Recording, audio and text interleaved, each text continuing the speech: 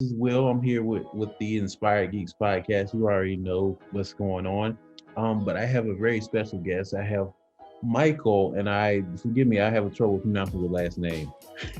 Actually, Michael is my business partner. Oh, I am Brannon Hollingsworth. I'm the COO and the Chief Creative Officer at Brainy Pixel. ah, Michael wishes he could have made it this evening, but he's busy working on our pilot Cupkin's pilot program right now. We're trying to get that done, but maybe we can have him on a future episode as well. yeah, absolutely. My apologies. Brandon is on Yeah, on the no show. problem. Hey, man, as long as you don't call me what my mom called me, we are good. So don't All worry about right. it.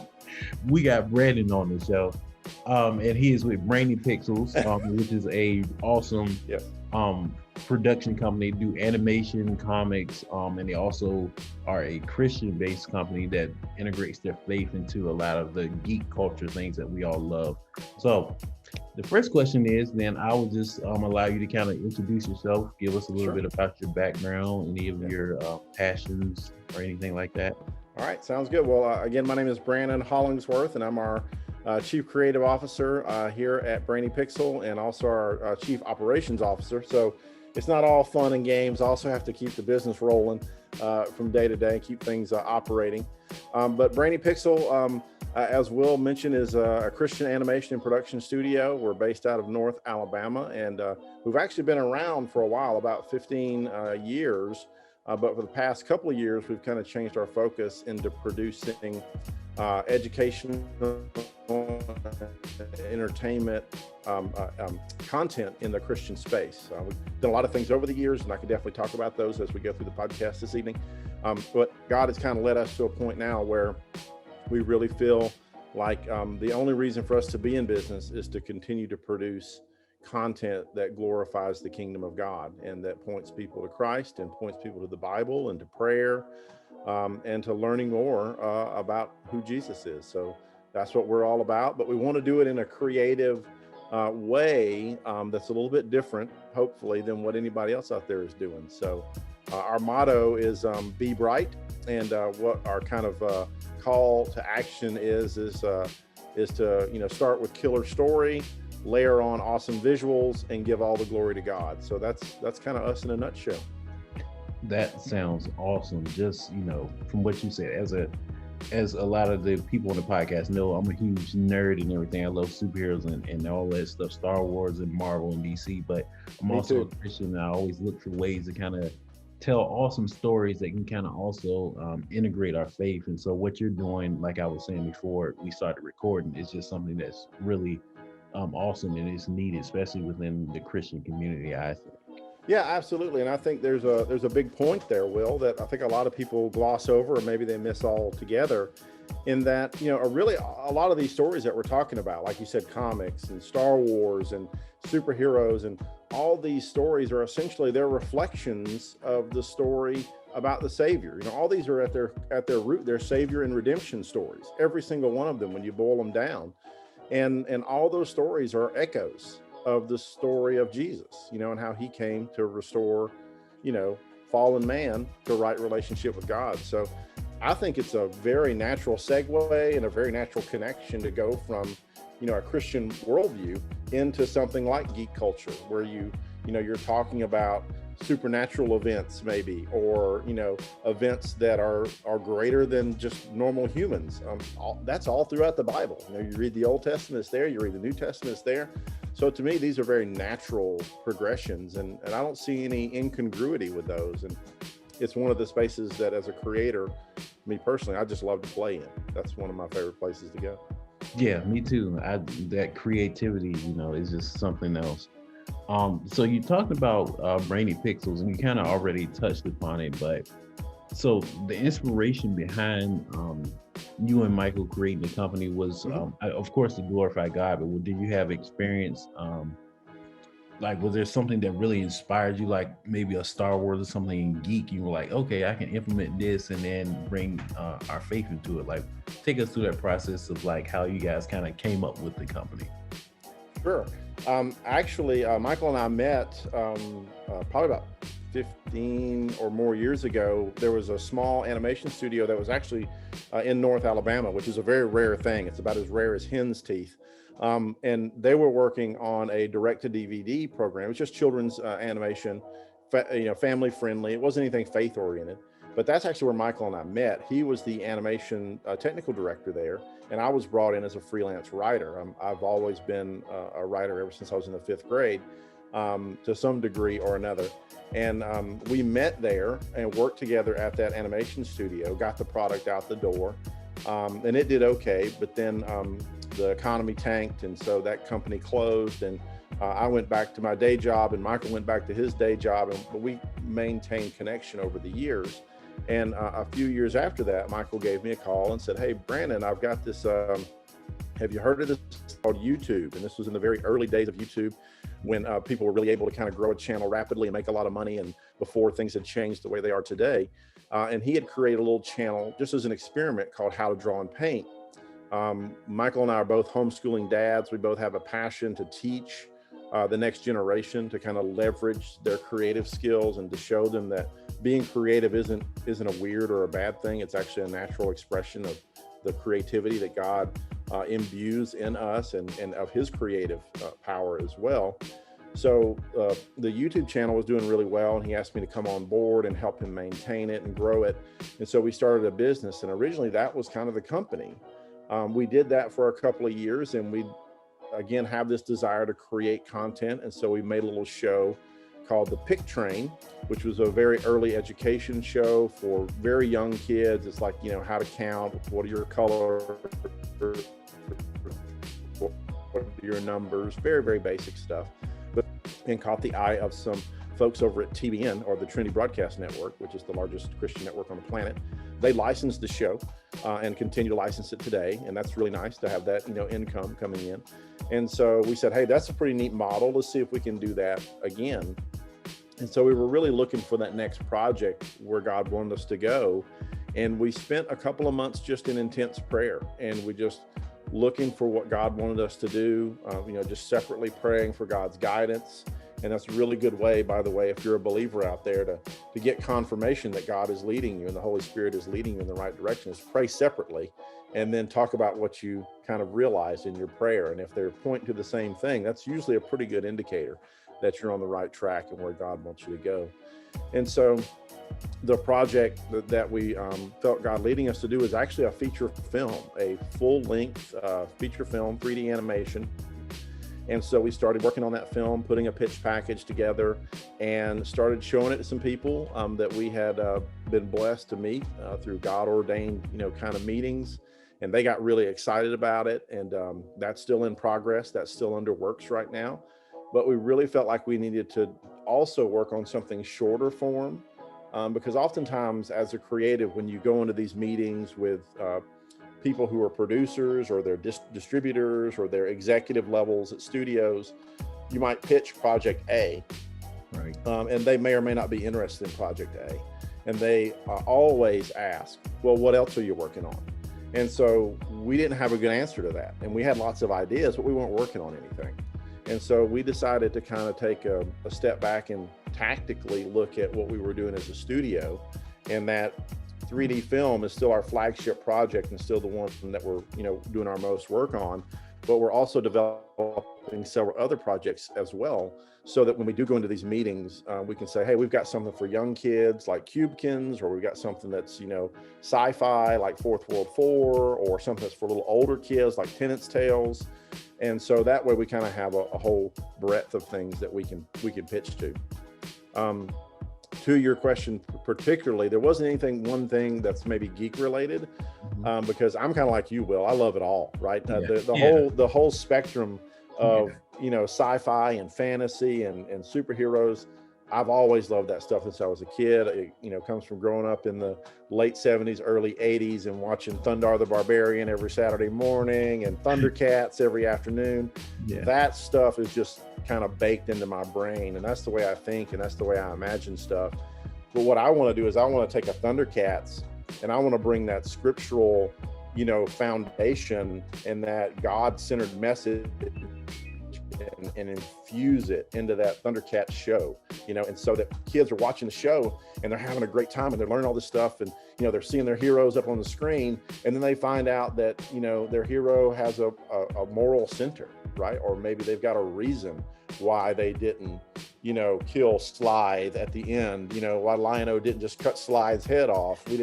We never knew that as kids, right? But it's because Lion-O has a moral center. He's not going to kill that guy because he doesn't kill. And I want to talk about those issues. I want to bring those up because I think young kids need to hear them. And so, yeah, that's really, really awesome. And yeah, I'm also a fan of, like, I was born in the late 80s, but I know exactly what you're talking about. I've watched Gen 1 Transformers and all those 80s shows. I'm a fan yes. too. I think that's Yes. really, really awesome. I was one of the kids in the theater looking up at the screen when Optimus Prime died. I was like, I was one of those kids. So yeah, that's awesome. That's also memory stuff for me. But that's the kind of stuff I want to create. I want to create stuff that's going to inspire the next 2 or 3 generations of Christian creatives. Awesome. So you kind of touched upon it too, and I looked at your projects that you have going on. Could you kind of tell us about Cube Skins Sure. and Tinted Tails and those projects? Yeah, absolutely. So again, we're trying to kind of create a portfolio, right, that covers lots of different age ranges. That way, if we're talking to somebody, they're like, well, we're kind of kid focused. Well, we got something. We're kind of teenage focused. Well, we got something. So it really starts with Pick Train, which Pick Train is pretty much from 1 to 3 years old, right? So when you're very young, just learning your numbers and your colors. And it's a little beautiful, colorful 3D animated show. It's very simple. It's very methodical, very even paced. It's kind of like a Dora the Explorer, right? And so that's kind of our lead-in product is Pick Train. The next one up is a little show called Cubekins, and Cubekins is a little 3D animated show. The way we pitch it is it's VeggieTales set in Mayberry, and so it has. It's great fun. It's all about this little character named Kip, and he leads with his enthusiasm. He's always super excited, but that kind of often leads him to get into some problems and make some trouble for him. And so that one is a show that we're really working on really hard right now. We've got a lot of interest in it. We've got a potential distribution deal in the works. We're getting ready to hopefully ink a distribution deal with one of the largest Christian distributors out there. And we've actually are in talks with another Christian distributor about some possible production dollars for the show. And so we're producing a 22-minute pilot for that currently, which will be able to lead into actually getting a deal for the series coming out. The next step up from Cubekins is going to be our Divine Nine show, and the Divine Nine show is kind of like a Christian Ben 10 meets Avatar: The Last Airbender. So it's a world-spanning adventure, but really weird creatures and spiritual powers and things like that. I'm super excited about that one. The next step up from that is our Fourth World 4 show, which is a Christian sci-fi.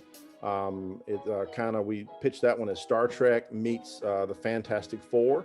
It's 4 scientists that are they're from Earth, but from a Mars-based Earth colony in the future, and they get a cosmic reaction happens in their ship and flings them to the far side of the galaxy and changes them physically, and they have to then figure out what's going on with their forms and with their new powers, and as they try to get back home in order to stop an invasion of these bad guy aliens.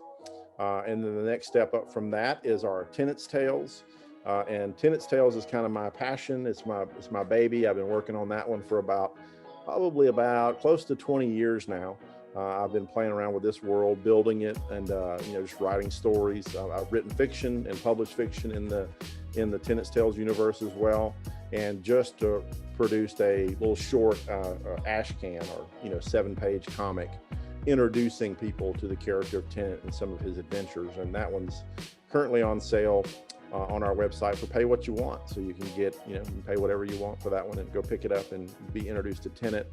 But the way I pitch Tenet is it's a Christian Hellboy with dashes of the Dresden Files and Doctor Strange.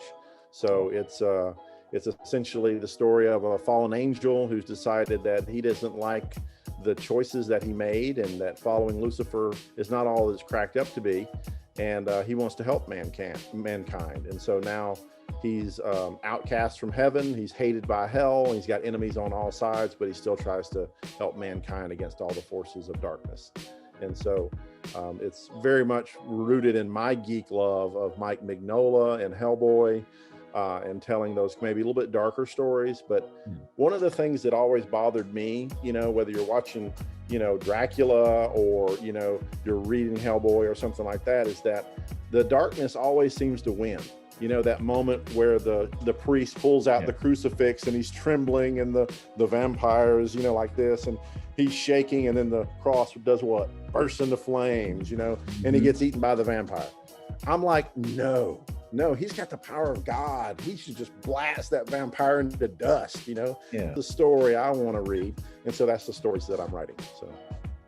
Yeah, that sounds really awesome, especially, as a comic book reader. I'm definitely going to be reading Tenant Tales just because of that description. I saw it, but now you pretty much sold me on that, awesome. on that issue. So awesome. I'll send you a free copy. No problem. Don't worry about it. I got you hooked up. Oh, appreciate that. Absolutely. I'll definitely be sharing the links for all the listeners too, so they can kind of download it and check it out as well. Now I'll go to a funner question here. Okay. As a geek, man, I'm sure you've been to some Comic Cons and everything, right? Have you promoted some of the comics like Tenant Tales at Comic Cons? How was that? So absolutely. So actually, I did the con circuit several years ago, but it wasn't for Brainy Pixel. It was for another company that I had, where we actually created a role playing game. I got my personal start in the publishing industry, being paid to write in the role playing game industry, which is another whole thing, another whole element that I could spend some time talking about. But I grew up role playing Dungeons and Dragons, playing other role-playing games that are out there, and I have a huge love of gaming. And so, as 3.5, if you're not familiar with role-playing, there's a big company out there called Wizards of the Coast, and they produced a game called Dungeons and Dragons, and it has a certain set of rules. One of them is called 3.5, and then later they revised that to 4.0, and then to 4.5 or 5.0, where I stopped keeping track. I was like, this is crazy. I'm not buying all my books again. And so I just got really frustrated with that kind of cycle. And so I said, there's got to be a better way. So me and a buddy of mine, we created a little game called Untold, and it was the world's first card-based role playing game. All you needed was cards to play, everything you needed. And so when we created that game, took us 5 years to develop that game, get it out to the market. We sold it for several years, created a company to sell that game. And during that time, we went to all the cons. We went to Dragon Con, we went to Con on the Cob, we went to Gen Con. We were going everywhere. So yes, absolutely. I've been in the con circuit and done that for several years. So. Yeah, that's awesome. I just asked because I love the atmosphere and the geek culture. Pretty supportive too, especially with it's a melting pot of different beliefs and everything. But from what I've experienced, everyone's pretty open, accepting, and I think that for what we do, like as Christian geeks, they're pretty open to, and I think that's just really awesome. So yeah, absolutely. The RPG community and the gamer community in general is super welcoming, super open. I've actually got a great quick story I can tell you about that really kind of changed our game for the better. So we had spent 5 years producing this game, spent a lot of time, a lot of effort, and a fair amount of money as well. And we had an investor for the game, and we had just launched the game, and we're beginning to sell our first decks. And we got contacted by a group out of Indianapolis, not Gen Con, but it was a group not far from there. And they said, hey, they had actually bought this huge order. They had bought our largest order to date. It was several $100s worth of cards. And so, we saw that, and I just sent them an email and said, hey, I can't tell you how much I appreciate this order. You're our largest order to date. Thank you so much for supporting our company. And they said, yeah, no problem. They said, we're really interested in this game. We've been following all of your, blogs and whatnot. And we're up in Indianapolis. We'd actually love for you guys to come up this weekend. We're having a little mini con, and we would love for you to demo the game for us and show us how it works. And so this was literally like on a Thursday, and their con was the next day on a Friday. And so I talked to my business partner. I'm like, hey man, do you want to drive to Indianapolis this weekend and, you know, show these guys the game? They just bought, you know, like $500 worth of cards. And he was like, no, not really, but yeah, let's go do it. So we jump in the car and we drive, and our wives were not happy, right? So, but off we go. And so it was literally like this great big old house, and there was a bunch of people just kind of crashing on couches and playing games 24/7. And we didn't know it going up there, but we got up there, and there are all these industry luminaries, right? People who had been designing games and working in the game industry for decades. And they were up there playing all these different games, totally just they're not like, I'm blah, blah that created Yak Yak. They're not like that. They're just gaming. You're just having a blast. And so we're like, whoa, that's so-and-so. And oh, that's the guy on the cover of the book, that's, so, and we're just like mind blown because we're here with all these amazing game designers that we had, looked up to for years. And so we're playing games with them, just hanging out, just like you said. And, by the end of the con, they said, hey, we want to have a meeting with you. I'm like, okay, sure. And so we all sat down as we're getting ready to leave, and they said, you guys have an amazing game. They said, what you've done is really cool, but it's got a couple problems. And they listed, like I said, it has these kind of 3 problems. So like, okay, well, number 1 and 2 are easy to fix. We can fix those, no problem. But number 3 would require kind of a complete overhaul. It would be kind of analogous to if you said, oh, your internal combustion engine that runs on gas. Well, we actually want to have it to be based on light energy, right? We're going to totally reconfigure, your vehicle.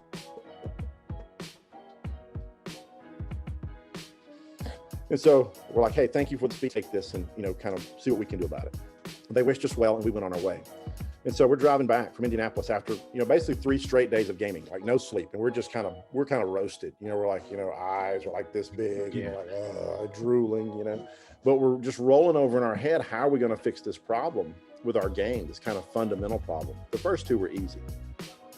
And finally we were like, it was like 8 hours into the drive. We're like 10 hours away from Indianapolis, and we came up with an idea, but literally it would require us to pretty much strip everything down and redesign everything. And we're selling cards at this point. And we said, if this works mechanically in terms of game design, it would take this game to the next level. It would be a game changer, and it would make this game so much cooler. Do we want to do it? And finally, we just looked at each other and said, yeah, we got to do it. The game is worth it. And so we stopped selling cards, went back to the drawing board, spent 6 months in intense redesign mode, and it did, man. It changed the whole game, but it made it 1,000 times better. And those guys were game designers. They didn't have to tell us our game was good. They didn't have to tell us our game had problems, but I'm so thankful that they did, because it made the game so much better. So that's awesome, and that just shows, like you said, how supportive the community and game developers and everybody is. That's an awesome story. Yeah, absolutely. Yeah. So are you into games nowadays? Are you playing the classics? Are you up to date with some of the PS4 games? Or so actually I can't play video games because I'm way too addicted to video games. So I actually almost flunked out of college because I was playing video games so much. So I had to go cold turkey. I can do almost anything but video games. I can't even watch a trailer for a video game, brother, because I'm like, I'm like in the zone, right? And so I can't play video games. My kids play video games, and I just have to leave the room. I'm like, you guys have fun. I want you guys to enjoy it, but I can't go there because I just get sucked in. And so I can't play video games. I would love to, but I would not go to work. I would not take a bath. I would not get up off the couch. So I have to be real careful about that. Yeah. But in terms of role-playing games, I have been actually so busy writing for the past 7 months, and pitching and working with guys, everywhere from Franklin, Tennessee, which is the center of Christian entertainment, to Hollywood. I've just been so busy. I haven't had a chance to play a game. I had a buddy of mine up today. It was his birthday, and we went out to eat. And he was part of my old gaming group, and he's like, man, when are you going to get a game going? Because I was always the dungeon master. He's like, man, I'm jonesing. You need to get a game up, And I'm like, yeah, I do. I need to take a break over the holidays and just, game for a week or something like that. So Yeah. I need to get back in it. Yeah, I definitely understand. I'm pretty addicted myself. I'm a Nintendo and PlayStation guy. Sometimes when I was in college and working, so I understand like and you can get so absorbed in the games nowadays. It's like, what day is it again? Yeah, exactly. Yeah, to me, it's like a lot of times I wouldn't even play like the game that you're supposed to play. I would just be exploring the world. I would just be like going and talking to all the trees that, or all the people in the villages. I'm just going and exploring everything. And like the NPCs are like, oh, you need to get on the quest. I'm like, no, I got to go over here. Yeah. I just love that immersion in that story world. For me, it's just like a drug, and it's really tough. I have to be really careful. So. Yeah, absolutely. I definitely understand. So for some of the podcast listeners out there that's like me who are into film and animation, and they want to reach out to Brainy Pixel, what services do you offer? Like, is it film writing, script writing, consultation? So yeah, absolutely. So we've got a tab on our website. It's called Services, and we offer all those. It's a whole bunch of them. I won't read them all off for you, but absolutely anything from, hey, I need a character created.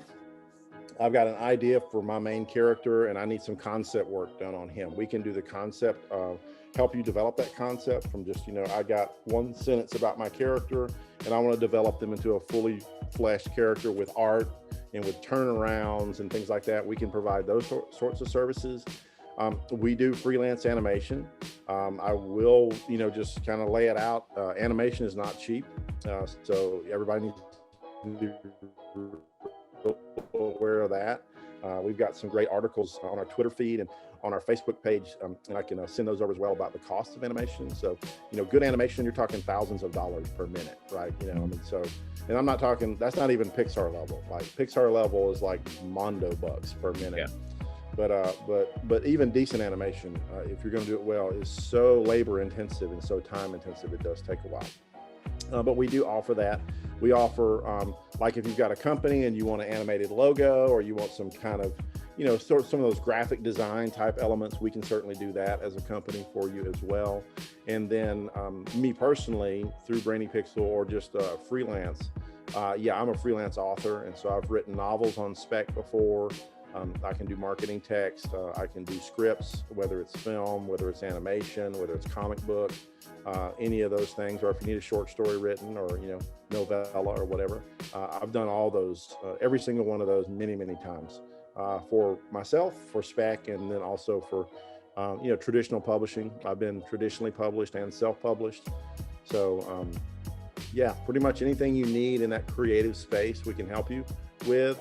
Or if you just got an idea and like, hey, I can handle the writing, I just need to be connected to an artist, or I need someone to write my art direction or handle the artists and coordinate all their deliverables, we can do that as well. So kind of any level that anybody needs out there, we can help move your creative project to the next level. Absolutely. All right, sounds good. And they can find you. I'm going to share the links as well, but sure. The social media is Brainy Pixels on Twitter, Facebook. So our website is Brainy Pixel with just BRAINYPIXEL.com. And then we're on Facebook at Brainy Pixel Productions LLC, also at Brainy Pixel Productions.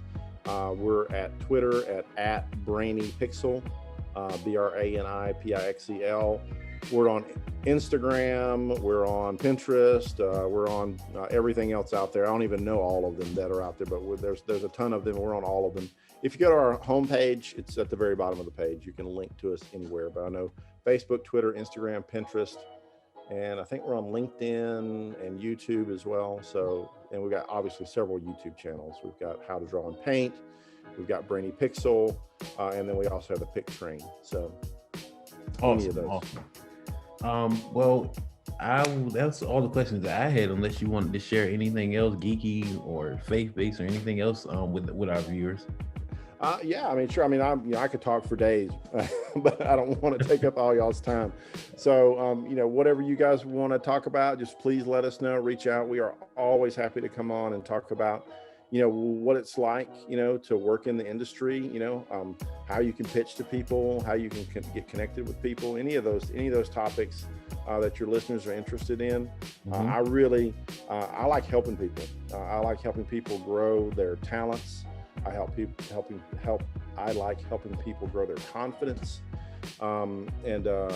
Anything that your listeners need in those areas, please reach out and let me know. I've got a wealth of experience. I've been doing creative work almost my entire life in some manner or another, whether it's writing novels or novellas or writing in the game industry or writing scripts or working in animation or comics. So pretty much there's not a lot out there that I haven't done. So more than happy to come back on and answer questions any of your listeners might have. And my biggest takeaway for your folks is if you're creative, create something, make a product, transform a project into a product that you can point to.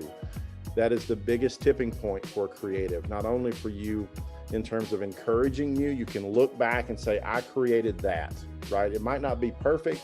It might not be my ideal vision of what it is, but it's done and it's out there and the world is consuming it.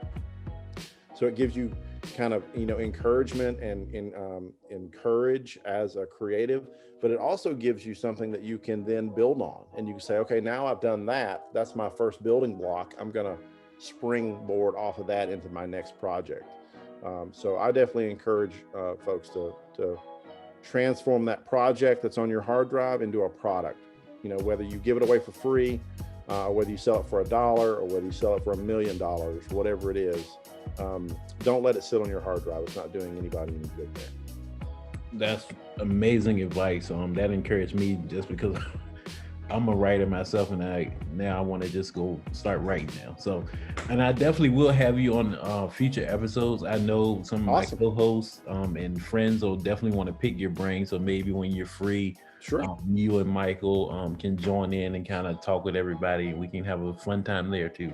That would be awesome. Totally, I would love that. It'll after November the 15th or so, we'll be freed up a little bit. But yeah, we would love to come back on as often as you want us. So all right, just reach out. Absolutely. And thank you so much, Brandon, for your time. Yeah, my pleasure. Thanks for having me on. All righty. All right, listeners, stay tuned. We'll be doing some more fun stuff in the next episode. Bye-bye.